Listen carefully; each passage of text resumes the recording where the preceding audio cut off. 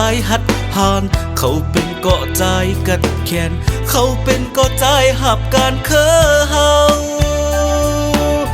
ใจมีจื่อเส้นต่างไว้เนื้อปืนกึกเมืองไว้เยาลาวเขาเป็นลาวแหลงตีสุงเขาเป็นลาวแหลงเห่อทองเขาเป็นลาวแหลงส่องปันปลายมอนลาวแหลงเห่อทองตามุงหันต่างเจอมาต่างหลังเสือน้ำใจจึงเสือแจ่มจางอำทางก็เตหูอยู่เผอมันเสือปืนโตเจ้าเก่าก็จื่นเซออำหันเพราะว่าเป็นผู้ฮกพายเซอตั้งหูและฟิงแงลิกลายเซอตึกไตฮอดจอดลิมไตเยา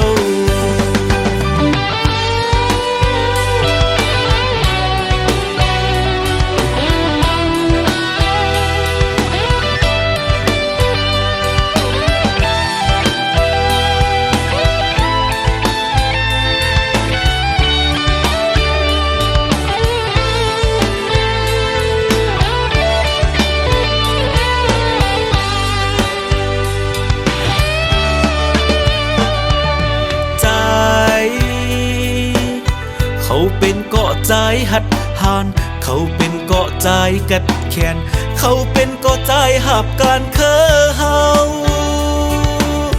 ใจมีจื่อเส้นต่างไว้เนื้อปืนกึกเมืองไว้เยาลาวเขาเป็นลาวแหลงตีสุงเขาเป็นลาวแหลงเห่อทองเขาเป็นลาวแหลงส่องปันปลายมอนลาวแหลงเห่อทองตามุงหันต่างเจอมาต่างหลังเสือน้ำใจจึงเสือแจ่มจางอำทางก็เตหูอยู่เผอมันเสือปืนโตเจ้าเก่าก็จื่นเสืออำหันเพราะว่าเป็นผู้ฮกพายเสือตั้งหูและฟิงแงลิกลายเสือตึกไตฮอดจอดดินไตเยาตั้งหูและฟิงแงลิกลายเสือตึกไตฮอดจอดดินเมืองไต